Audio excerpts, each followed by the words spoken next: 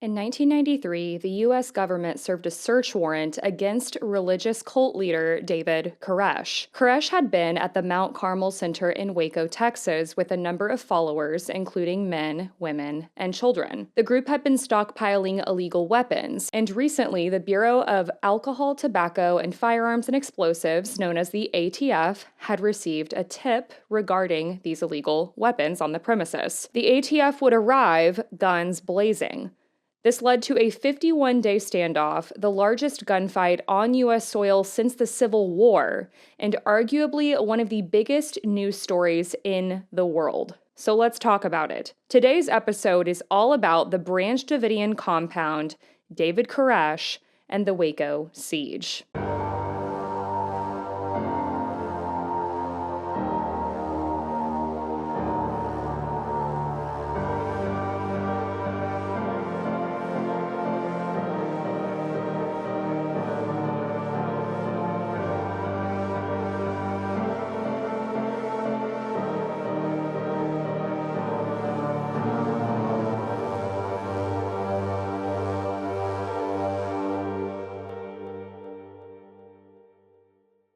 Hello, everybody, and welcome back to another episode of Perplexity, a Mystery Podcast. As always, I'm your host, Kadra. If you're new to the show, hello and welcome. I tell tales every single week that have perplexed me. So if you love a good mystery that leaves you wanting more, don't worry, you're in the right place. And if you end up enjoying today's episode all about David Koresh and the Branch Davidians, I would love if you continue to follow along. If you are a returning listener, hello, my friends. Welcome back. Very happy you're here today. This is such a big story. You guys have been asking me to cover this since I started the podcast. So I'm excited to be getting into it today, and I am covering this story with my friend Alicia from Truly Twisted Podcast. It's an awesome true crime podcast, so be sure to give her a follow. Her links will be down in the show notes.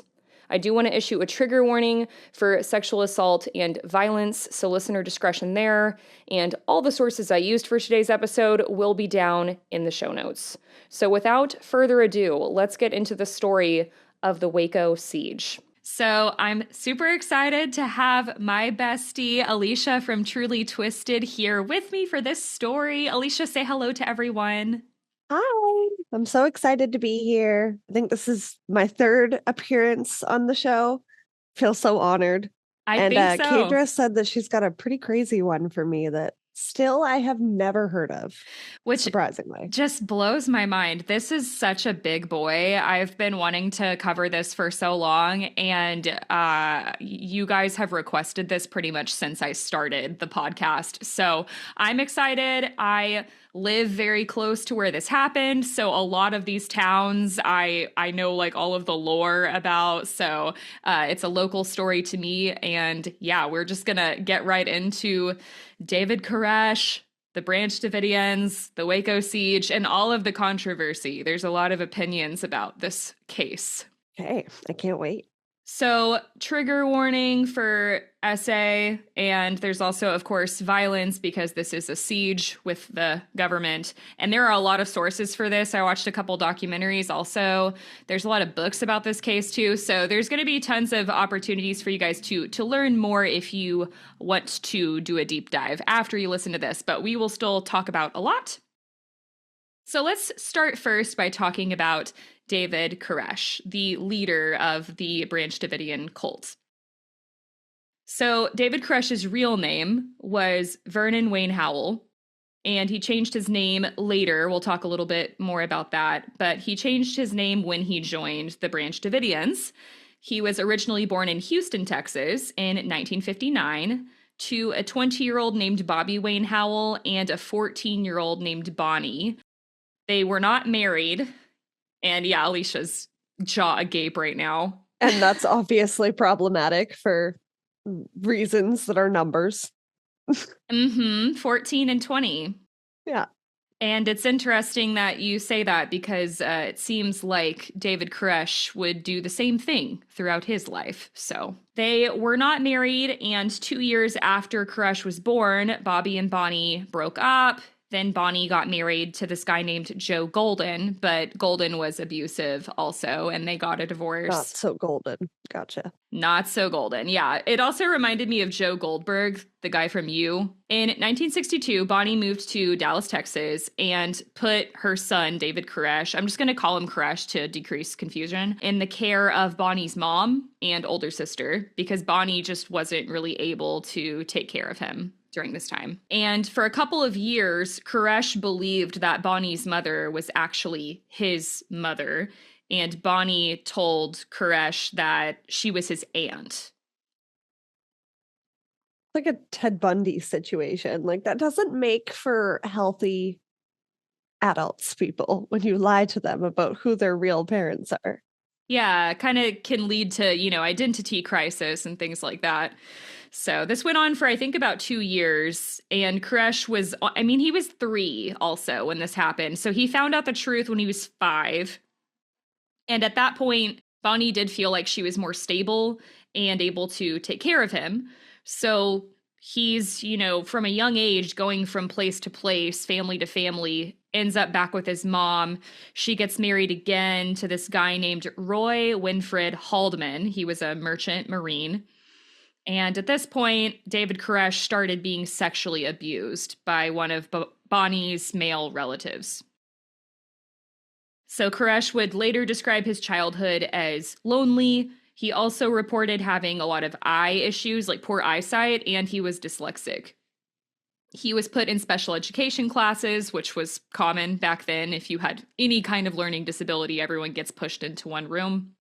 Yeah, we're not going to help with the problem, though. Yeah. And these areas where he grew up and spent a lot of his young adult life, these are really tiny towns. He dropped out of school in 9th grade also, so very limited education. He also could not really keep jobs. He got fired a lot. He would go to a job for a little bit and then quit. So he's showing a lot of signs of executive dysfunction.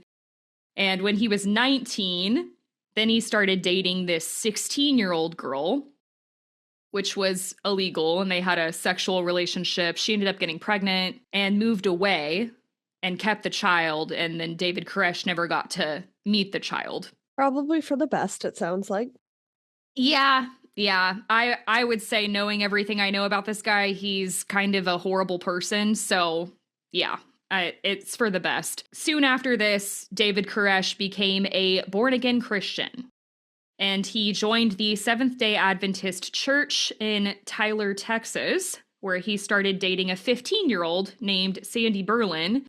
And Sandy was also the pastor's daughter. Not really making great decisions. Tyler is also, there's a bigger community there, and there's a mall and stuff like that. But I drive through Tyler all the time to go see my family in East Texas, and it's still pretty tiny. So they dated for 2 years, and one day Koresh is praying, and he claims that he got this vision from God that he was supposed to marry Sandy. He saw a Bible in the room that was open to this exact scripture, and he was like, this is a sign, I'm supposed to marry Sandy. And so he asks the pastor for Sandy's hand, trying to be all traditional. I don't think God ever wants you to marry underage women, but that's just my opinion. Yeah, guys, in case you were wondering, God said, don't do that. Unlike what a lot of people in the Bible try to claim, I don't think that. But we will claim that. My God says sure no. Yeah, my God says no, icky. That's not good. Yeah, that's not okay. So Koresh asks the pastor for Sandy's hand in marriage, but the pastor, what I am gathering, he had found out that him and Sandy were having a sexual relationship. There's a big age gap. He doesn't like David, obviously, so he's like, no, you can't marry my daughter. Not only that, you're never allowed to see her again, and leave the church. That, once again, was another door shut for David Koresh, and I'm sure he's starting to build a lot of resentment. So he gets cast out, and he ends up in Waco, Texas, in the summer of 1981, and this is where the 51-day siege would happen about 12 years later. So this is where he would join the Branch Davidians. They weren't known as the Branch Davidians, though, at that time. This was, again, part of that Seventh-day Adventist church, which is a type of Protestant Christian branch. Their whole thing is they believe in the second coming of Jesus Christ, the fire and brimstone kind of teachings, and that Jesus is going to come back and all of his followers will prosper in this new kingdom. So the Branch Davidians met regularly in Waco at the Mt Carmel Center, which is basically just these like metal structures. Some people lived there as well. It's a pretty big and like private center. Interesting. Yeah, and that's where the siege would end up happening as well. The group was very well established well before David Koresh got there. They started back in 1929 with this guy named Victor Hutef. He had been disfellowshipped from a church in LA because he had a lot of controversial teachings, which is very common with how like a lot of these groups start. He wrote a bunch of books, including his first book that spoke of a reformation that was coming amongst God's people. So in the 30s, he took a really small group, like 12 people, to Mount Carmel, and they started using the Mount Carmel Center. And eventually this group, their whole goal was they were going to end up in Palestine because they believed this is where the second coming of Christ would happen. Alicia's just like... Still a cult. All right. Yep. All right. Yeah. No, and I know a lot of people like to debate that, but we're going to get into some specific things where that's not a question. This absolutely was a cult. I wasn't sure if it was cult-like before or after he entered the group, so it's been verified that it was already. Yeah, I definitely think it got a lot worse after Koresh came here, but there are some specific things, especially when we start talking about this next leader, where you're like, oh yeah, this was already pretty doomed. Yeah, delusional and dangerous thinking. All right. Absolutely. In 1942, Hutef established the Davidian Seventh-day Adventist Association, and at their peak, they had like 10,000 members all over the world. So they were like traveling and recruiting people, like a lot of cults do. After Hutef died in 1955, a new guy took over named Benjamin Roden, and they built a community called Rodenville, which is another just sign of a cult, you know, naming a town after yourself. So Benjamin Roden died in 1978, and he also brought new teachings that were not related to the Davidian Seventh-day Adventists. So this is just like a bunch of guys coming in and kind of saying whatever they want, making things up, twisting biblical scripture for their benefit, and building up their followers. For the next 2 years with the Branch Davidians, Koresh started joining, and he's like just a follower. He really laid low when he first got in there. But in 1983 is when he started to do some problematic things and ruffle some feathers in the group. So in 1983, he starts telling everyone that he has the gift of prophecy. And Koresh would claim that God had selected him to be the father of Lois Roden's child. And Lois was the widow of Benjamin Roden, the former leader that had just died. He saw his opportunity. He was trying to take it. Yeah, he was clearly trying to step into a leadership position. And this was Rodenville, and Lois had children. So a lot of her children were like, excuse me, you're not going to be the leader. It's our birthright. We're supposed to be the ones who take over. And so they immediately were like, we don't like this guy. And the way that they tell it is that David Koresh basically seduced Lois, like slept his way to the top. I mean, I wouldn't be surprised. Yeah.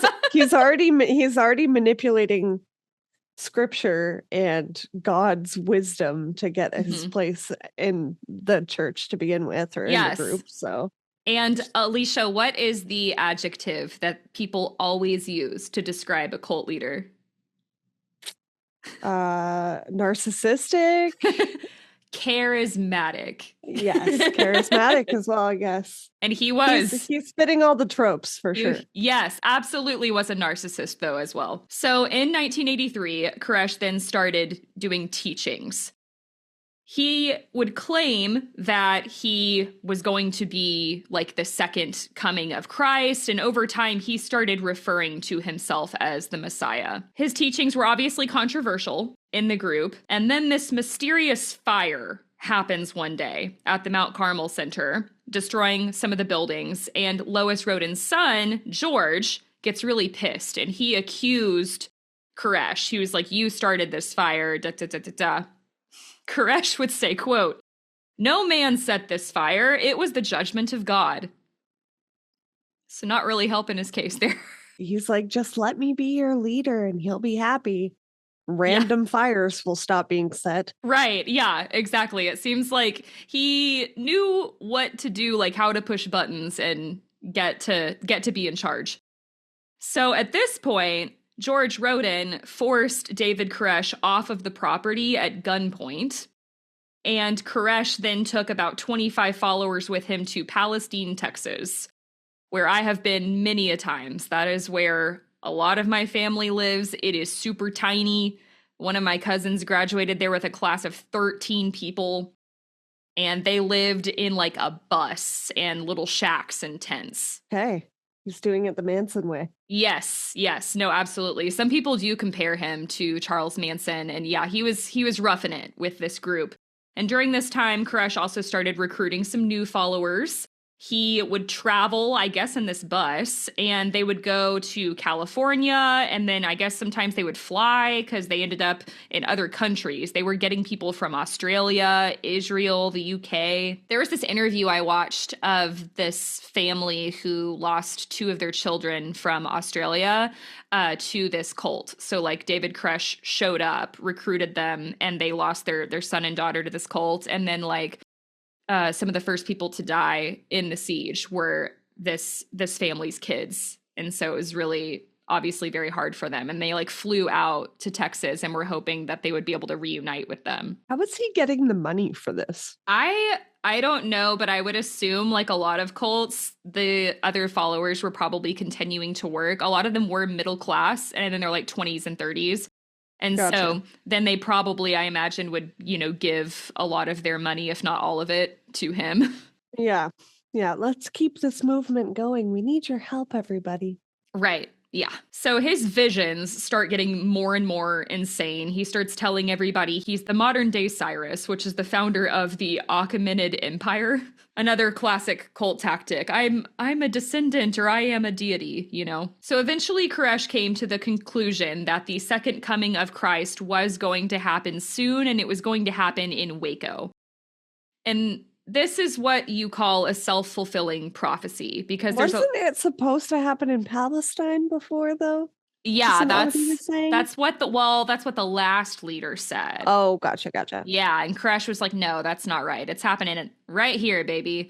And this is a self-fulfilling prophecy because there's a lot of interviews with Koresh and a lot of people in this group who would corroborate that, yeah, he was constantly talking about how they were all going to die in a blaze of glory, and they would all descend, basically, and be in this new kingdom with him because he's God.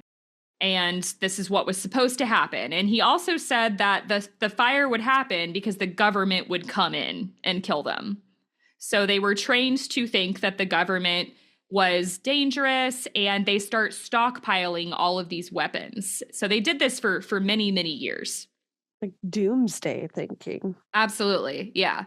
So this was problematic from the start, but this is one of those stories where nobody wins and everybody, in my opinion, is at fault. The government fucked up a lot throughout this.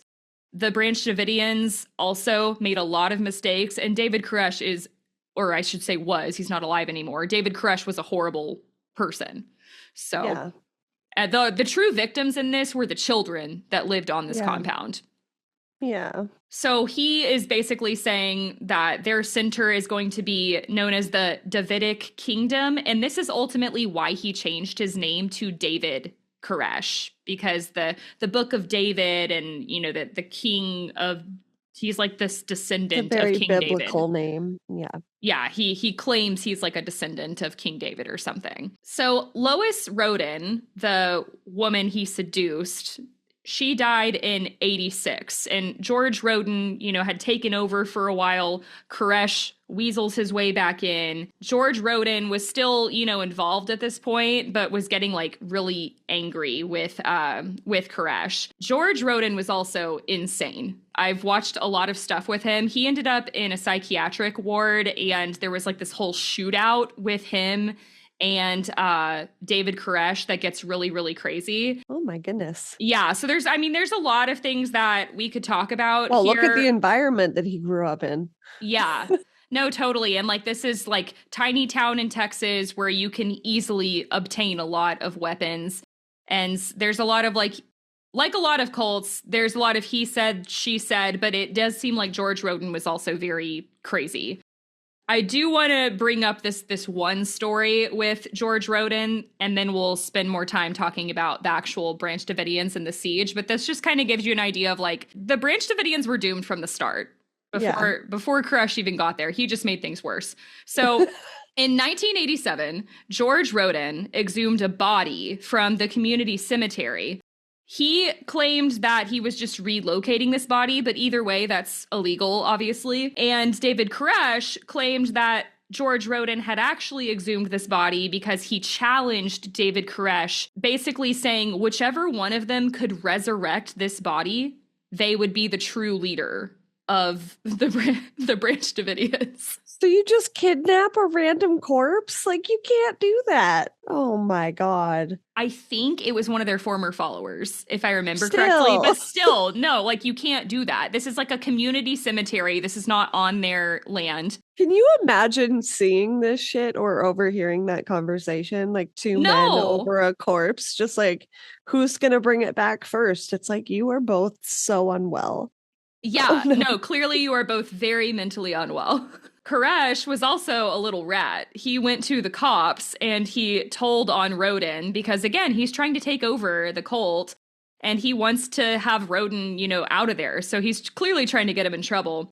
But the cops were like, well, we need proof that he did this. So then Koresh took 8 armed followers in like tactical gear and guns, and they show up at the property. And they claimed that they did this to get photographic evidence of the corpse. But obviously, if you're showing up like that, you're expecting things to happen, Yeah. And so that's when the gunfight broke out between David Koresh, these people, and George Roden. So George, I think, got like wounded or something, but he was fine. And then, of course, there was this trial. Koresh and those other men involved in the siege were charged with attempted murder, but then they were let off. And so the reason I bring this up is because there are a couple of moments throughout this where it's like, okay, if they actually would have been charged, then maybe things would have turned out differently. And served time and not been released. Yeah. Exactly. They were acquitted, Koresh and all of the followers that were involved. And so maybe things would have turned out differently if Koresh would have actually been charged for that. Why, though? Why were they acquitted? I don't know. It's insane behavior. Yeah. I mean, maybe he claimed self-defense. I don't know, which I don't You think showed up there armed, sir. I don't know. I don't know. I didn't look too deep into it, but I was just like, okay, I mean, that's one time that things could have turned out differently. And again, that's the justice system, right? So a lot of this does go back to the people government. Attempt murder and rape and everything where they're exonerated and let go, or they serve a lesser sentence and they just reoffend every fucking time. Sorry. Mm-hmm. No, but totally. It's just like, it's okay. Oh. Yeah, and Koresh also, like, he's in his prime. He's, like, in his, I think, late 20s at this point. In 1989, again, proving that this guy's also crazy, George Roden would murder a guy named Wayman Dale Adair. He shot him and then he hit him over the head with a hatchet, claiming that the reason he did this is because Adair claimed he was the true Messiah, but, like, obviously that's still murder. He's like, I already have to deal with David. Yeah, there's to take you out. Like, men and their drama. I'm just like, I'm sorry. This would never happen if these were women. I'm just saying. No. No, I mean, don't get me wrong. There are female cult leaders, but they don't handle it like this. They don't. It's not this messy, okay?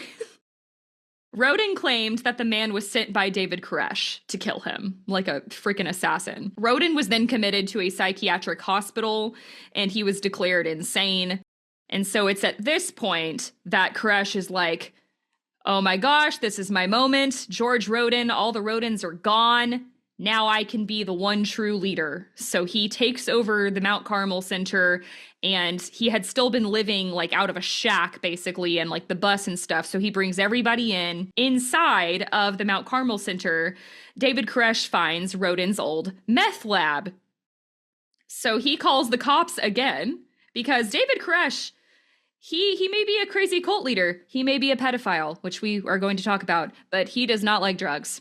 So he calls the cops and he's like, get this meth lab out of here. This is not for me. They removed this meth lab, and it was 1990, 3 years before the siege at this point. And this is when he finally changed his name to David Koresh, saying that David symbolized the lineage from the biblical King David, and Koresh was the biblical name for Cyrus the Great, who was declared the Messiah when he freed the Jews from Babylon. So dramatic. Yeah, as you do. So I always am curious about what exactly these cults believe. So we're going to talk about that very briefly. Okay. And also we'll get into like what makes this a cult. Is it as chaotic as their living situation? Because Jesus. It's just dark, honestly. The Branch Davidian doctrine falls into several categories. The Sabbatarianism, so they believe in the Sabbath, vegetarianism, abstinence of substances. So there's no alcohol, tobacco, drugs, nothing like that. No meth lab. Gotcha. No meth lab. And they believe in prophecy. Koresh declared he was the only one in the group, though, who could interpret the scripture. And he also just continued to say, I am Jesus Christ. I am the Lamb of Revelation 6, just all kinds of crazy shit. Throughout Koresh's time as the leader of the Branch Davidians, it is alleged, and I think there is a lot of evidence to support, that he was physically and sexually abusing a lot of children. There are reports that he was also physically abusing his son, Cyrus. Notice the name Cyrus. Yeah, and my God. That's like a special kind of evil, like somebody that can abuse their own children. Yeah. Children at all, but their own children.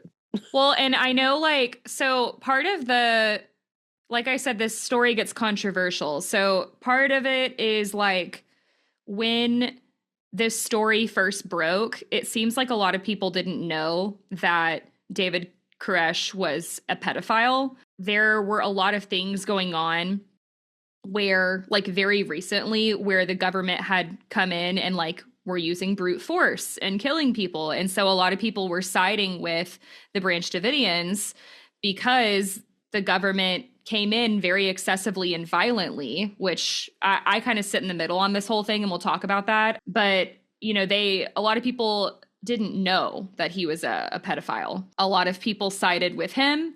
And then over time, this came out and they were like, oh, like, okay, maybe the government was more in the right. But there's a lot here that we'll talk about. But yeah, it's complex. And I kind of sit in the middle on the whole thing because, well, you'll see. But he did marry a lot of women in the Branch Davidians also. And any like married couples, he would basically take the wives from the husbands. It was like, y'all can't have sex with them anymore. They can only have sex with me, And there's people who still try to argue that there's no proof that David Koresh was a pedophile. His first wife was literally 14 years old. One of his followers, who still very much believes his teachings, justified in this documentary. She's like, well, in our religion, we believe that 12-year-olds are adults. So it's fine that he had sex with 12-year-olds. No, it's not actually how that works, you sick piece of shit. Yeah. That's not okay. He also was marrying children, like I said, as young as 12. And so because of this, and this is the second time that this investigation happens and nothing comes of it. So there was a 6-month investigation into child abuse claims. but they said no concrete evidence was found. And so they continued on. And so once again, David Koresh gets away with it. But there is a lot of evidence to point to, at least now, of extreme child abuse, beatings of disobedient members, severe food deprivation, demand for any outside ties to be severed, sleep deprivation, a lot of fear, intimidation tactics, and isolation. So this is obviously a cult. Yeah. I was like, where's my cult bingo card? Literally. Yeah, we have filled the card, okay? Yeah. Taking everybody's wives, marrying underage girls. Yes. Having multiple wives. And now we get to the siege, 1993, the year of this 51-day standoff, the year that the Branch Davidians made international headlines and 82 lives would be lost. In February of 1993, local papers started reporting allegations against Koresh regarding child abuse. Sheriff Harwell told reporters multiple times that he thought law enforcement would just go out and talk to David Koresh. He also went out in the community all the time. So the sheriff was just like, okay, we have these concerns. There's rumors floating around that they are stockpiling a lot of guns. So the sheriff is like, let's talk to him separately away from the compound for like safety. You know, there's like kids that live here.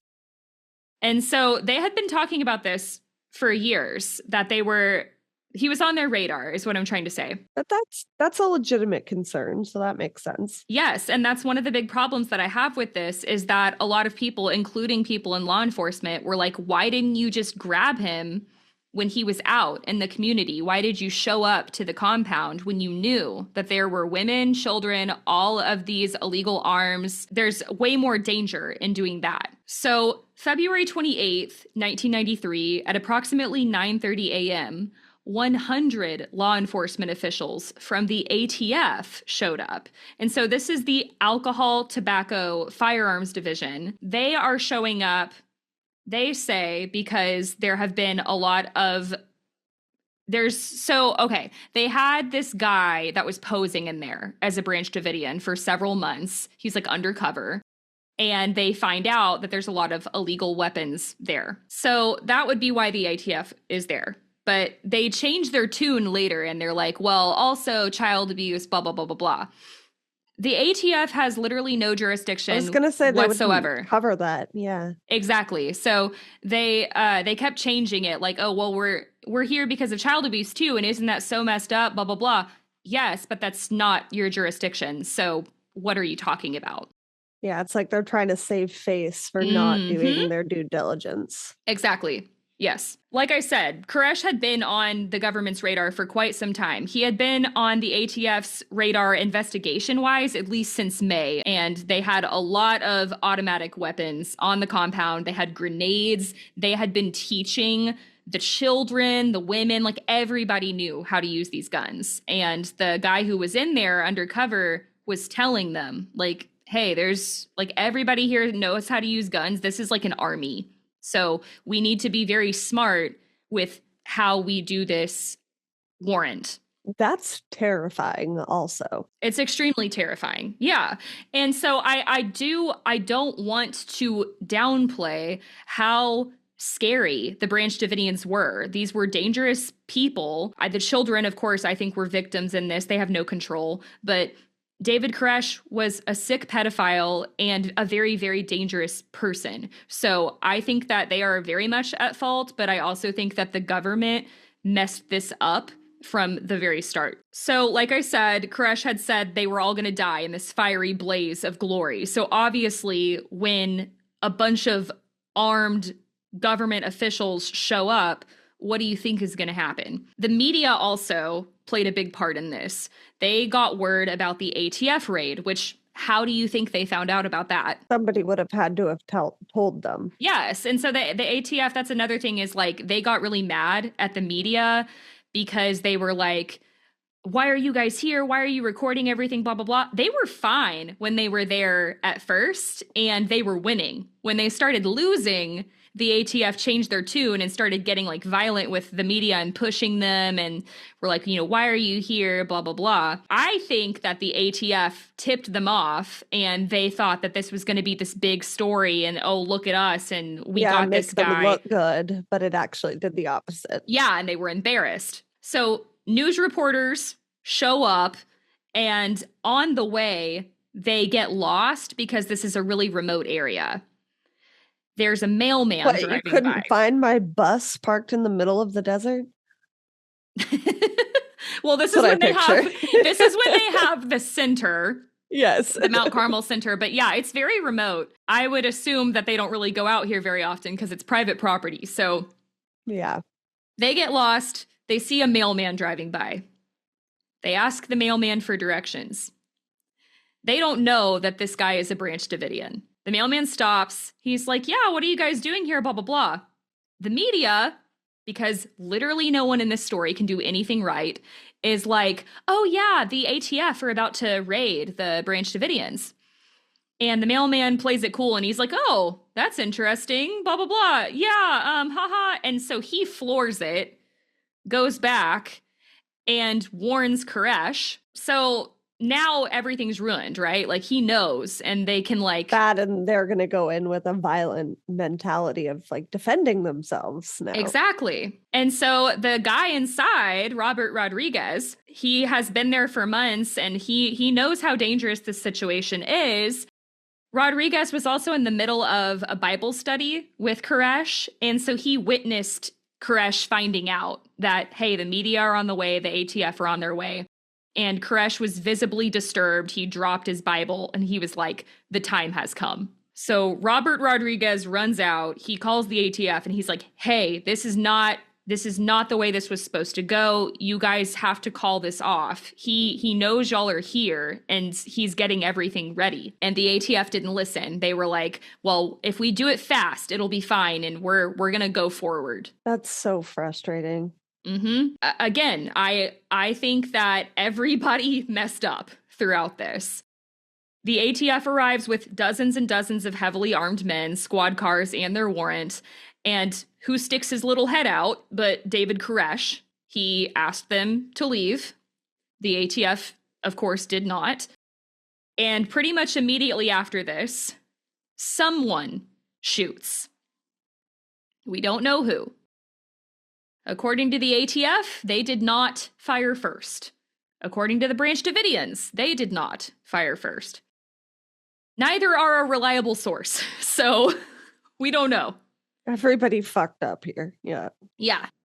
But one thing that I do want to point out is that someone from the ATF who was interviewed in one of the documentaries I watched, he said he remembers the first thing he heard was a machine gun. And the ATF did not have machine guns. So I don't know if that's true, but I do think that that's compelling.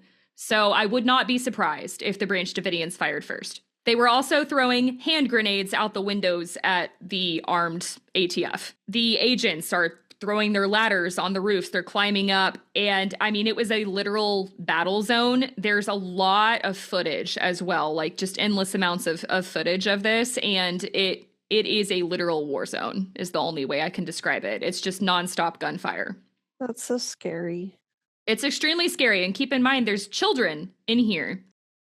And these children, were homeschooled. This is the only life they have ever known. They have been taught that the government is not to be trusted in this situation. Yeah. And they are watching their loved ones get violently murdered. So this is incredibly traumatic for them. Mm-hmm.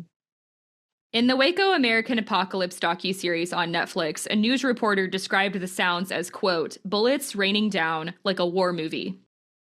This was so bad that every ambulance in the county showed up for this, and the ambulances were all full of bodies. So then the journalists were having to take their cars and throw people in there. There were people being put on the hoods of cars, and they were holding them and like slowly driving the cars to get them help. It's a literal war zone. That's insane. Yeah. Wayne Martin, a Branch Davidian member, then called 911, saying, quote, 75 men are outside of our building shooting at us, and there are women and children inside. Tell them to call it off. Kenny King, an injured ATF agent, was also bleeding out. And so ultimately, the ATF then tried to negotiate a ceasefire. Perry Jones, a Branch Davidian member, was shot in the stomach and screaming in pain for hours. His granddaughter she was interviewed, I think her name's Heather Jones.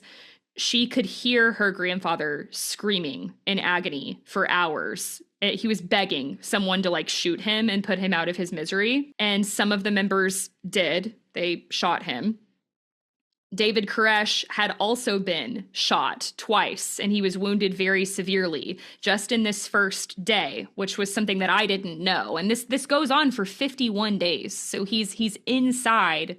He ends up getting an infection. Like, it's That's just unbelievable. It's a total shit show. But for a little bit, there was a ceasefire after this had gone on for a couple hours. So more backup shows up. They get the bodies and the injured out of there as far as like the ATF agents go. But I don't think they got a lot of Branch Davidians out at this point. They're kind of holed up inside. The thing about this is I don't think that the ATF was expecting there to be a fight there that they couldn't win. Like, I think they knew there was going to be a fight because there's multiple agents who say they were squeezing each other's hands going in, and they knew some of them were going to die. But I don't think that they thought it was going to be like this. So they were embarrassed. So ultimately, in this first day, there were 4 dead ATF agents, federal agents. So this is going to then bring in even more federal government.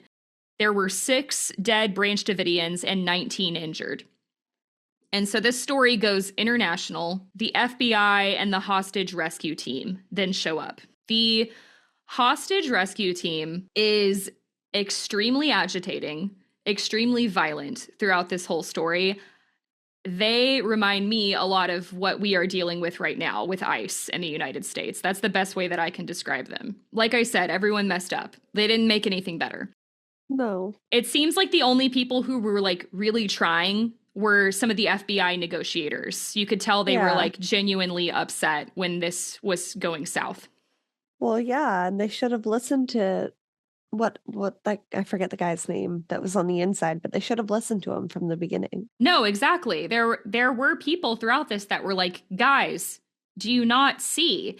And it's like they just... Is it your own egos getting in the way? Yeah. Like, oh no, we got this. It's like, okay. Exactly. And it's so preventable. You can't be like that when you have a badge and a gun and you have children in this building. So they're trying to negotiate with David Koresh. And, you know, David Koresh is a piece of shit and he's a cult leader. So he keeps lying. He keeps going back on his word.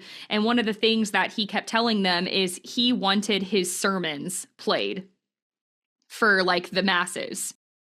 And so the negotiators agreed, and they would play his like hour-long sermons over and over again to the media. And every time that they would play one of his sermons, his condition was he would release 2 children from the building, 2 by 2, like the Bible. Oh my God. Yeah, this guy's a piece of shit.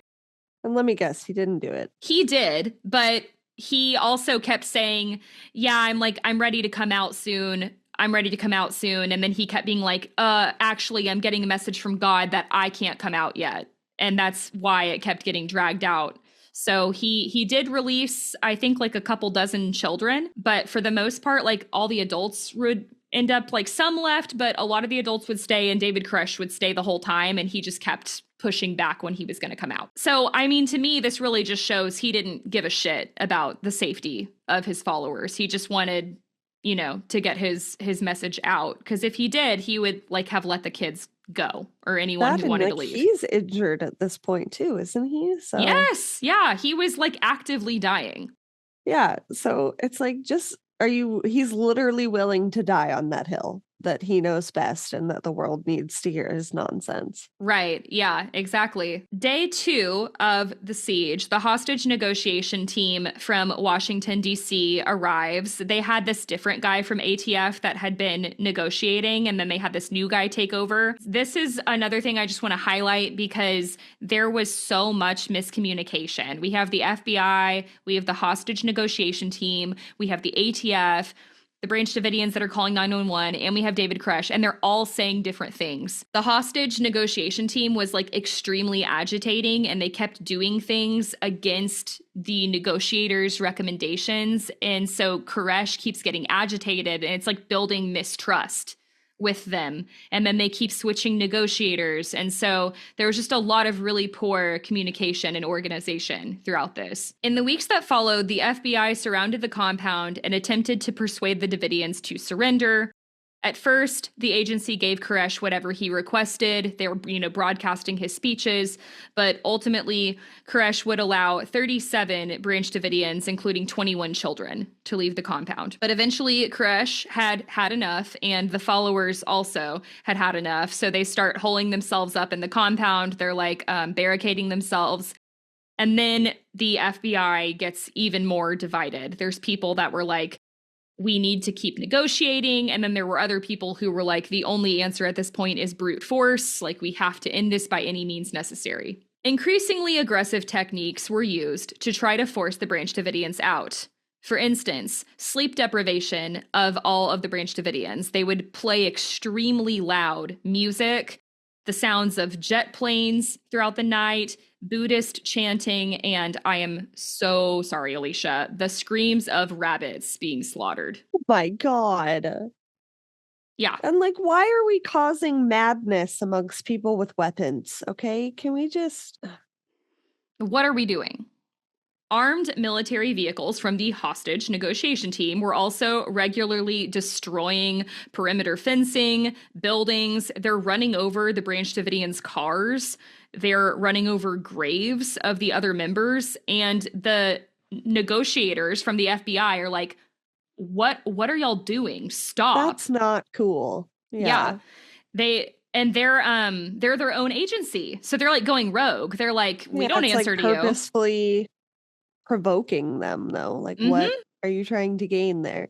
Exactly. And I know people have different opinions on like how the government should act in like heightened situations like this, but I don't think that this is the solution. I really don't. I don't think that they have any right to be doing things like this. This is torture. The Branch Davidians and the negotiators asked the military personnel from the hostage negotiation team to stop multiple times, and they refused. And then there were also times where like David Koresh would be talking to the negotiator and be like, why are y'all crushing so-and-so's car? Or why are you running over this grave? And the negotiators would be like, we're not. What are you talking about? Because they literally didn't know that it was happening. And he would be like, we're literally looking at it right now. And so this just continued to build a lot of mistrust. Some water storage tanks had also been damaged during the initial raid. And so the FBI ended up cutting all the power and water to Mt Carmel Center also. So they were living off of rainwater inside and stockpiled MREs. After 51 days, on April 19th, 1993, the siege would end with the FBI charging David Koresh with child abuse, with allegations that he had raped and impregnated children and had been physically abusing children as young as infants. Oh my God. Yeah. He had, I think Cyrus, his son, was an infant, and there were a lot of reports of him like severely beating his son. Oh, that breaks my heart. Legal scholars have pointed out that the ATF had no legal jurisdiction in the matter of child protection, and it seems that the ATF was just, again, trying to make excuses for being there. So, to summarize, it seems like these child allegations were definitely true, but the ATF had no reason to be involved. They were just, it was insane overkill, literally. U.S. Attorney General Janet Reno then approved the FBI to remove Branch Davidians from the Mt Carmel Center by any means necessary. And so this is when the FBI pumped CS gas, a type of tear gas, into the compound. There is a lot of controversy at this point about what happened next. So some people say that the gas resulted in the Mt Carmel Center catching fire. CS gas in an enclosed space is very flammable. Some Branch Davidian survivors and other experts have also theorized that the pyrotechnic rounds the FBI was using started the fire. But the government tells a very different story. And normally I would be skeptical of this, but I actually think that there's a lot of evidence to point to the fact that the Branch Davidians more than likely started the fire. The Department of Justice has audio recordings, because they've bugged this whole place at this point, of multiple followers and Koresh saying things like, get more gasoline, pour more gasoline, get the hay, and pour the gasoline here, blah, blah, blah. And there's aerial footage of several different ignition points in the building. So to me, this is giving Jonestown. It's like the final day, like we're gonna go out in a blaze of glory, like he always said. After more than 6 hours, no Branch Davidians had left the building, sheltering inside in their underground bunker using gas masks. But eventually, 9 people left the building. Others remained barricaded inside, and they ended up being buried alive, suffocated as the building collapsed. In total, 79 Branch Davidians would perish inside, including 21 children under the age of 16. One Branch Davidian, a man named David Thibodeau, this guy's a piece of shit, he walked out during the gassing because he said he would rather be shot to death. And the reason I say he's a piece of shit is because he left these kids inside to die. He says, quote, "The smoke was already starting to come in and people were thinking, should we go out? Should we not go out?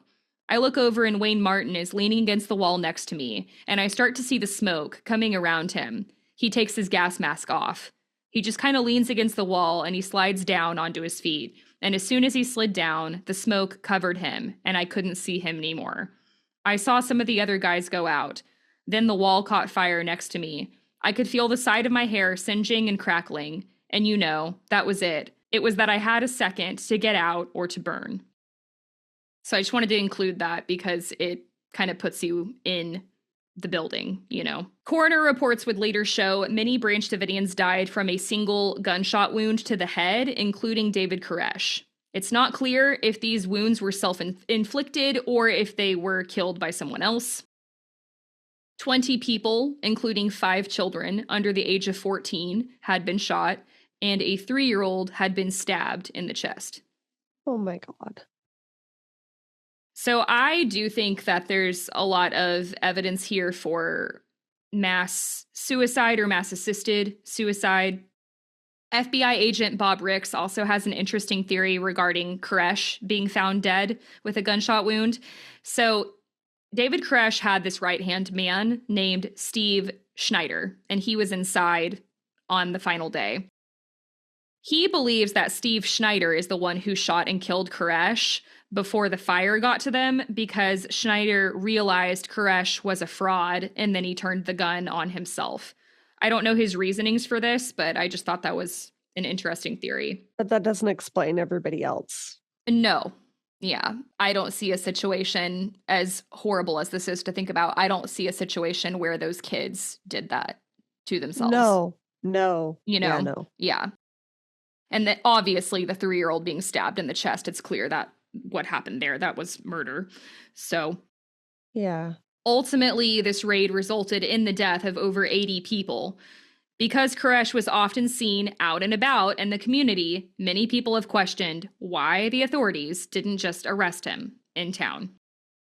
Some critics accuse the ATF of tipping off the media in order to gain publicity and protect the agency from budget cuts.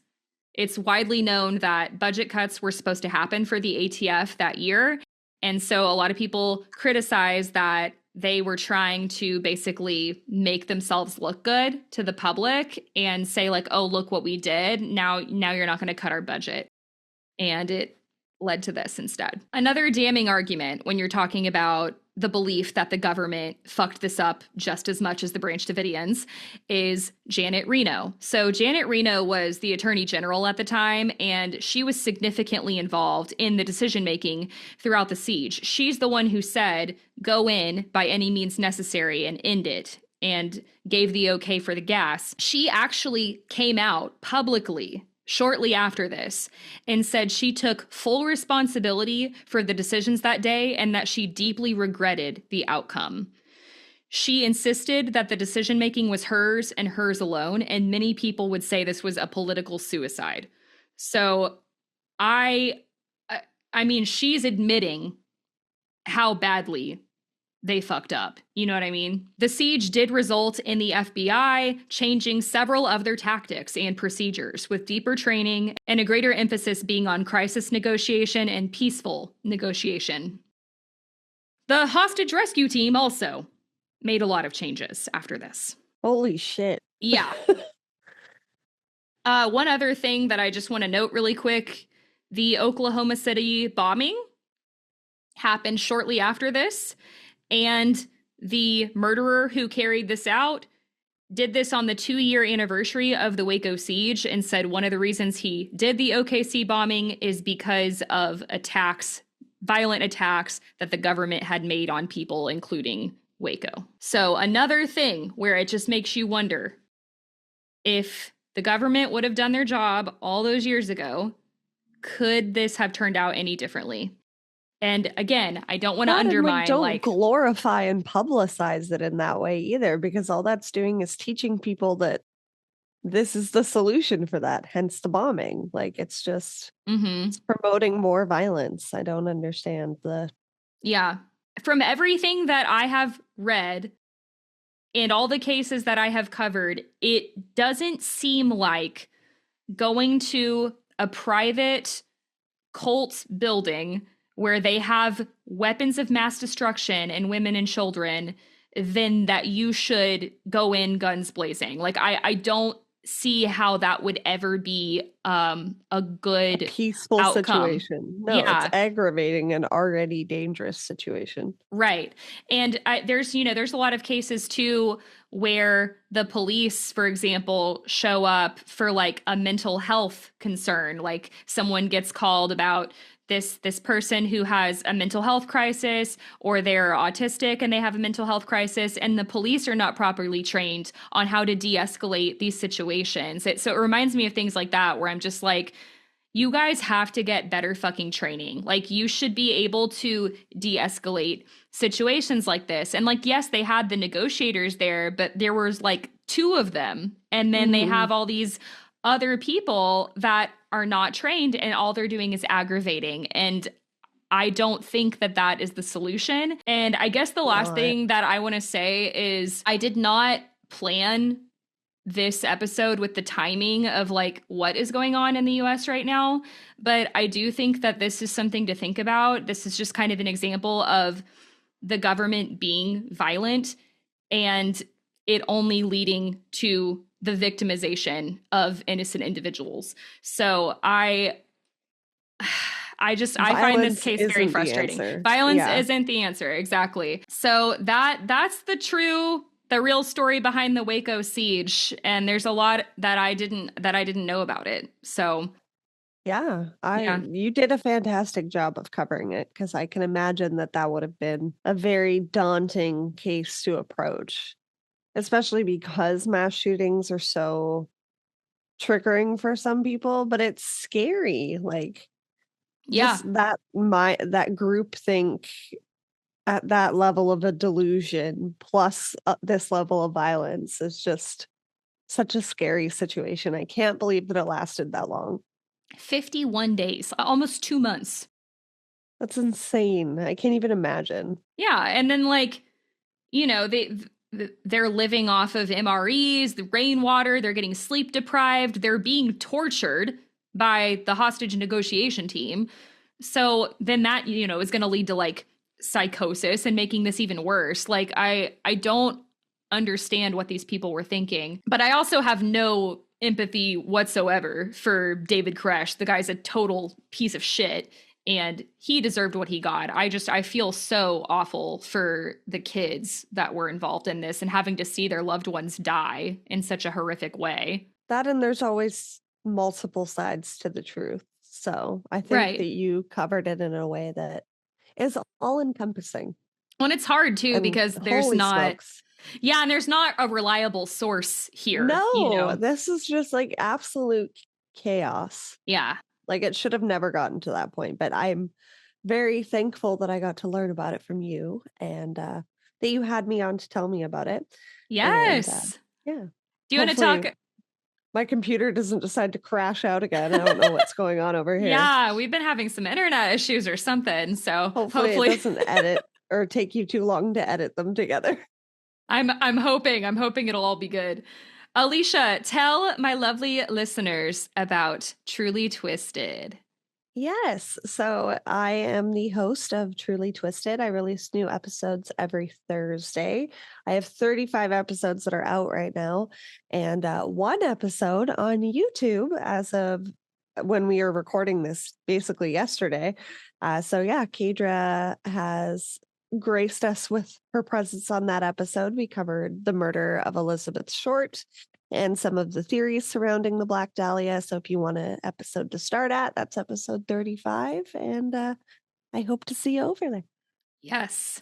Alicia does an awesome job. Yes, absolutely. Alicia does an awesome job. You guys would love her show. And like she said at the beginning, she's been on my show many times. So you guys can go through those episodes and listen. And yeah, Alicia did a fantastic job covering the Elizabeth Short murder. The Black Dahlia is something that, I've heard time and time again, but I hadn't revisited. Daunting case. Very, very daunting. And I hadn't revisited that case in quite a while. So there were a lot of... We didn't even go down the serial killer theory rabbit hole. There are so many rabbit holes that you can go down with this case, much like this one. So, well, and one of the things that came up is a possible Zodiac connection. I don't want to give too much away, but one of the things we were saying is that because that came up, I was like, well, I think at this point it only makes sense for me to cover the Zodiac. So if you guys want that, let me know. But yeah, go listen to that. Go support Alicia. She's amazing. We are also going to be together having a cute girly pop time at CrimeCon in Vegas in May. So that'll be fun. I'm so excited. Yes. So if you are also in Vegas or planning to be in Vegas that weekend, let us know. Yes, definitely. Thank you all so much for listening. You all are amazing. I hope you have a great week. Please stay safe, and I will talk to you next week. Bye. Bye. Perplexity, a Mystery Podcast is hosted, written, and produced by me, Kadra Brannon. This show is proud to be a part of the Black Cat Network. Assistant editor is Charlie Leopold. Assistant producer is TJ McRae. Theme song by Patrick Thompson. Music for this episode is from Pixabay. If you enjoyed today's episode, leave a 5-star review wherever you get your podcasts. If you have a story to share or a topic request, email perplexitymysterypodcast@gmail.com. Contact, support, and merch links can be found in the episode description. And you can always unlock early and ad-free episodes and exclusive bonus content by joining the Perplexed Society at patreon.com/perplexitymysterypodcast. Until next week, stay curious.